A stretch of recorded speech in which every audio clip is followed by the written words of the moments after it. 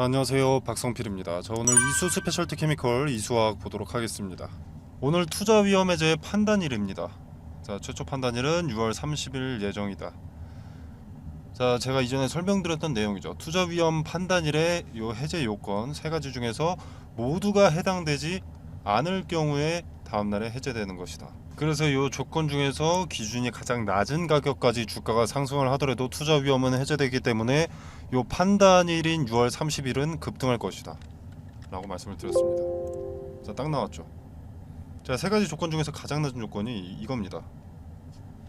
3번 조건인데 15거래일 중 6월 30일이 됐을 때 최근 15거래일 중 종가가 최고가여선 안 된다죠.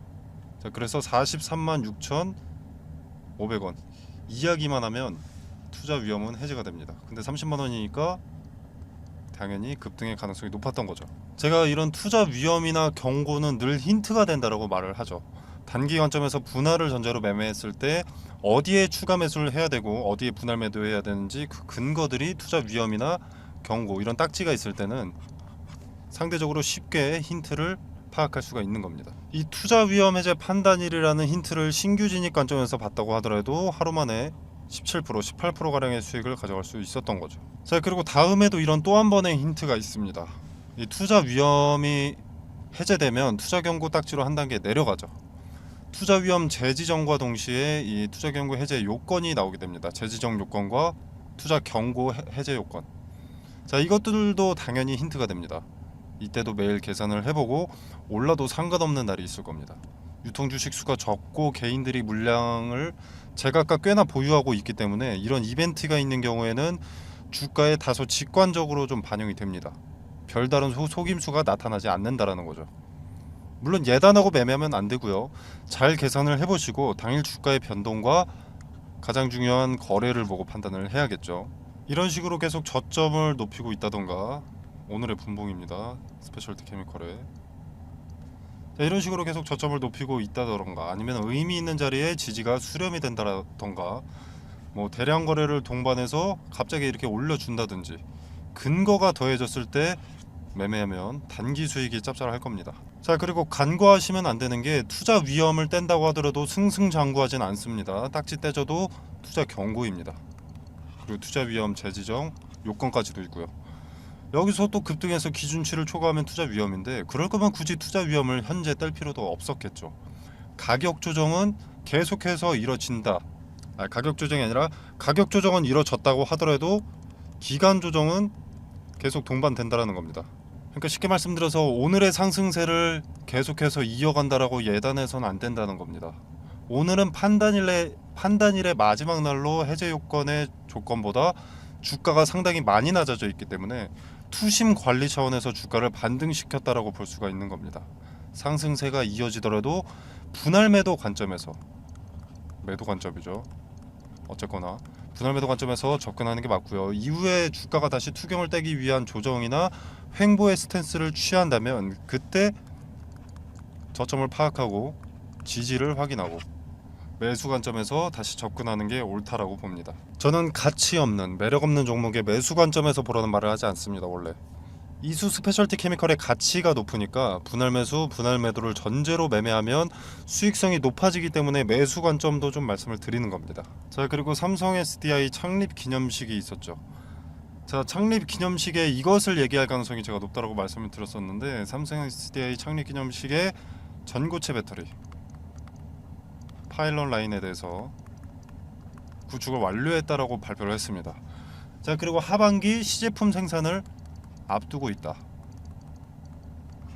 그리고 뭐 더해서 원형 46파이 배터리 M라인도 준공하는 듯 차세대 제품의 개발과 양산을 준비하고 있다고 발표를 했습니다.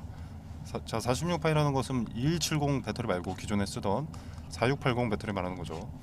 자, 그리고 제네럴 모터스 등 뭐 고객사들과 추가 협력 확대로 차세대 전지의 개발과 양산을 동시에 준비하고 있다라고 강조했다라고 하는 것이 이제 창립 기념식 관련 뉴스 내용인데, 자, 여기서 전고체 배터리 파일럿 라인 구축이 가장 중요하겠죠. 당연히 삼성에 납품하는 이수 스페셜티 케미컬이 여기, 황화리튬이 여기 들어가는 거니까.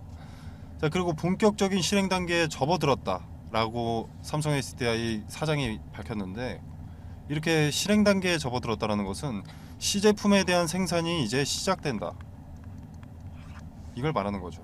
하반기 내 시제품 생산 완료는 이수 스페셜티 케미컬의 재료 일정에 대해서 삼성이 큰 틀을 어떻게 보면 잡아줬다라고 볼 수가 있는 겁니다.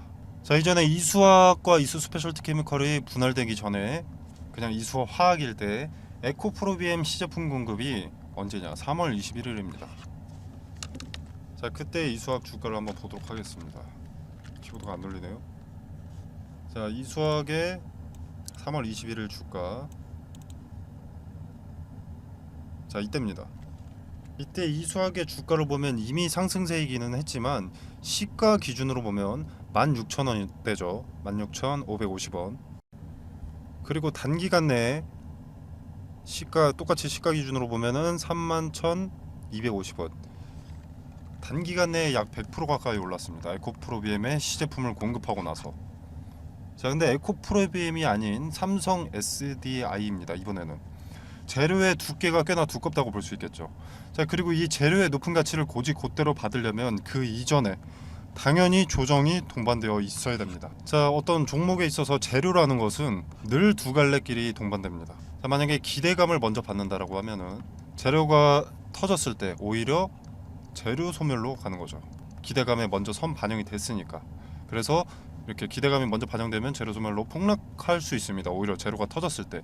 근데 기대감이 주가에 반영되지 않고 오히려 조정을 받았다라면, 기대감이 당연히 반영되지 않았기 때문에 재료가 송출됐을 때 오히려 폭발적인 상승을 보여줍니다. 그리고 추가 수주 내용도 곧대로 주가에 반영이 되고요. 재료를 곧대로 받으려면 이전의 조정은 반드시 필요합니다. 자, 아무튼 오늘까지 투자 위험이고요. 투자 경고로 내려갈 텐데 이 딱지들을 떼는 동안 조정이 길어질 수 있다는 거죠. 자, 그리고 하반기 내 시제품 발표인데 하반기 이제 한 달 지났습니다. 기간이 꽤 걸릴 것이기 때문에 현재로서는 재료에 대한 기대감보다는 투자 위험과 이제 경고, 주의 등등 단기 조정이 우선입니다.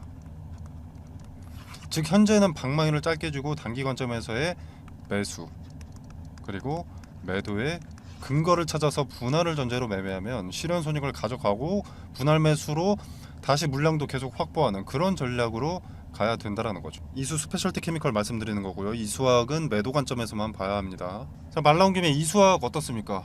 오늘 급등에 함께 움직이지 않았죠. 물론 이수 스페셜티 케미컬은 투자 위험 해제 판단일 마지막 날이기 때문에 급등한 것입니다만, 케미컬과 화학은 함께 움직이지 않는다라는 것이 증명이 된 겁니다.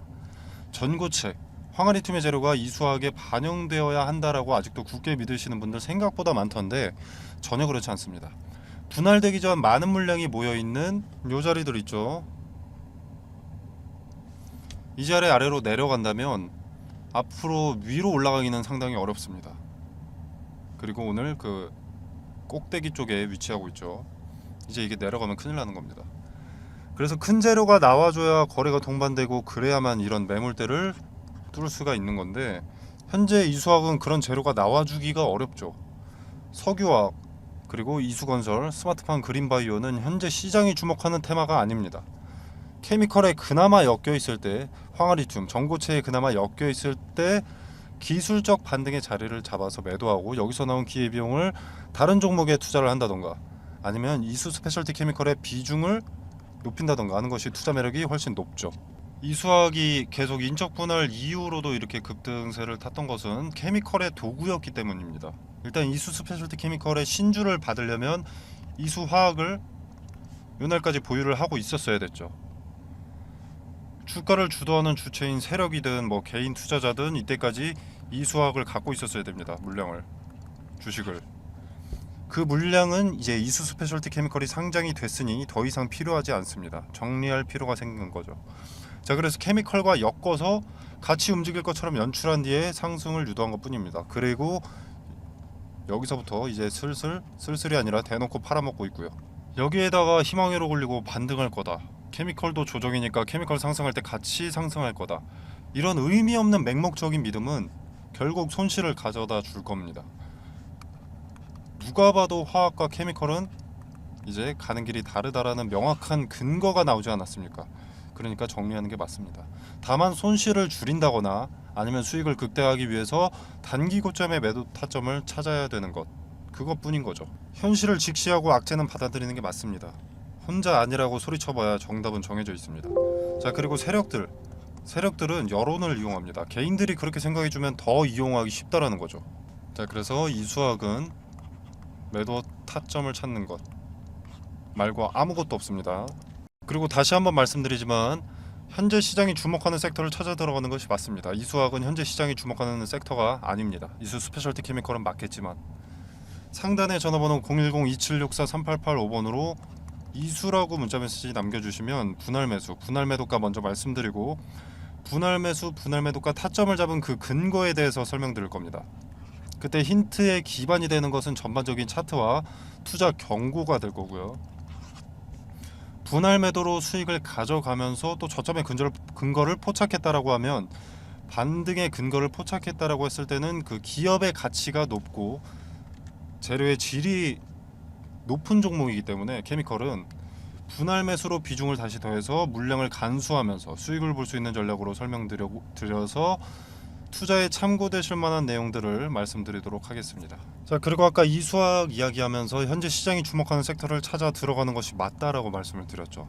이수학 매도 타점 그리고 스페셜티 케미컬 분할 매수 매도 타점 말씀드리고 현재 시장이 주목하는 섹터 관련해서 단기 급등주의 핵심 내용에 대해서 말씀드리겠습니다. 자, 일단 2023년 전반기는 작년에 이어서 2차 전지가 광풍이었습니다. 대만의 어떤 종목이든 2차 전지는 급등이 한 번씩 나와줬죠. 자, 그래서 개인들은 유망해 보이는 사업을 한다라고 하는 2차 전지 종목들을 매수하게 됩니다. 그러나 실체가 나오기까지 시간이 소요되고 이제 기대감의 급등세가 가파랬던 만큼 거품이 빠지면서 이제 조정 국면에 접어들어 있는데 이 가격 조정과 기간 조정을 거치고 숨고르기에 나섰던 2차 전지가 다시 질주하는 시점이 2023년 하반기로 평가되고 있습니다. 자, 근데 여기서 2차 전지뿐만 아니라 반도체도 떠오르고 있는데 반도체와 2차 전지 어떤 테마가 시장을 주도할 것이냐, 반도체냐 2차 전지와 의견이 분분한데 이때는 세계 경제에 관심을 파악하는 것이 우선입니다. 세계 경제가 어디에다가 더 큰 자금을 쏟아붓고 있는지. 자, 간단한 예시로 코로나 때는 어떻습니까? 마스크, 진단키트, 백신, 치료제, 이것들이 강세였죠. 전 세계가 주목하고 필요했던 테마니. 자, 국내 같은 경우에는 병상이 수혜를 입기도 했었는데 이거는 각 국가별로 확진자 수가 다릅니다. 그리고 땅덩어리가 다르죠. 자, 그래서 공통 사항이 될 수 없기 때문에 일로는 자금이 투입될 수가 없었습니다. 코로나 때는 요 마스크, 진단키트, 백신, 치료제가 전 세계가 필요로 했던 것이기 때문에 요 네 가지의 수급이 올릴 수밖에 없었던 거죠. 자, 그리고 다른 예시를 하나 들어보겠습니다. 자, 우리 러시아와 우크라이나가 전쟁이 났을 때 이때는 일단 곡물과 사료에 수급이 몰렸는데 일단 러시아와 우크라이나가 곡창지대입니다. 곡창지대인 두 국가가 전쟁을 해버리니까 곡물 수출이 나가야 되는데 수출 길이 막혀버린 거죠. 그래서 곡물과 사료값의 상승으로 이어졌고 이 곡물과 사료값의 상승은 우리의 필수 소비재인 식자재 값의 상승으로 이어졌습니다. 전쟁이 우리 같은 일개 국민 한 명의 일상에까지 침범하기 시작한 겁니다. 자, 그리고 값이 오른다는 것은 뭡니까? 관련 수혜주의 이익이 증가한다는 것이죠. 자, 예를 들어서 수혜주가 A라는 상품을 기존에 100원에 팔았다. 자, 그럼 이 100원도 마진이 남으니까 이렇게 파는 걸 텐데 만약에 예를 들어서 400원이 됐다. 그러면 4배나 오르는 거죠. 자, 이렇게 이익이 오른다는 것은 뭡니까? 자, 뭐 파이프라인 확장으로 뭐 재료가 추가된다 라거나 또는 수요를 맞추기 위한 공급을 위한 뭐 증설 또는 뭐 토지 매입, 이것도 재료 추가죠. 그리고 잉여 이익금으로 배당금의 증가라던가, 즉 주가 상승에 호재 기대감이 생기는 겁니다. 그래서 수급이 올리고 주가가 상승을 하게 되는 거죠. 그리고 지금은 전기차의 빠른 성장으로 2차 전지가 강세입니다. 현재 진행 중이고요. 자, 지금 인플레이션 감축법 세부 지침을 변경을 했었죠. 원래 세부 지침이 변경되기 전에 인플레 감축법이 뭐였냐면, 중국에서 뭔가를 만들기 위해서 광물을 들여온다. 그럼 너네 전기차 보조금 지원 못 해준다. 이거였습니다. 근데 세부 지침이 변경되면서 뭐 중국이나 인도네시아에서 광물을 받는 것까지는 오케이. 대신 FTA 체결국에서 50% 이상 가공을 해라. 그래야만 전기차 보조금 혜택을 지원해 줄 수가 있다. 이렇게 세부 지침을 변경한 겁니다. 자, 그래서 지금 수면 위로 떠오른 것들이 바로 원자재 가공 기업들이죠. 대표적인 수혜주이기 때문에. 자, 그래서 2차 전지의 구성을 일단 보면 대표적으로 양극재, 음극재, 전해질, 정박, 분리막 뭐 이렇게 있습니다. 자, 근데 양극재라던가 요 전해질 같은 경우에는 이미 많은 폭등을 했죠. 그리고 언론의 수혜 기업들이 노출이 되어 있습니다. 이미. 인플레 감축법 세부 지침이 처음 변경됐을 때 대부분의 투자자들이 무슨 생각을 했냐면, 그러면 당장은 2차 전지, 그중에서 비중이 높은 양극재의 핵심 광물 리튬이 강세니까 리튬 가공업체가 수혜를 보겠구나 하면서 리튬 관련주만 좀 부각이 됐었지만, 요 음극재라던가 동박, 분리막은 관심을 못 받고 있습니다. 여기서 누가 대장주인지만 찾아내면 양극재를 제외한 음극재, 동박, 분리막은 먹을 게 차고 넘친다라는 거죠. 2차 전지는 양극재만 있다고 되는 것이 아니기 때문에 인플레 감축법에 뒤늦게라도 수혜를 보게 된다라는 겁니다. 자, 그리고 최근에 일부 증권사들에서 2차 전지에서 수급이 이동될 것이다. 제약바이오라던가 로봇, AI, 반도체 일로 수급이 이동될 것이다. 이런 얘기들을 좀 하고 있는데, 자, 일단 전 세계적으로 2차 전지에는 수백조 단위의 투자가 진행이 됐습니다. 앞으로도 수백조가 넘는 규모의 투자가 예정이 되어 있고요. 자, 무슨 말입니까? 제약바이오로 수급이 옮겼다.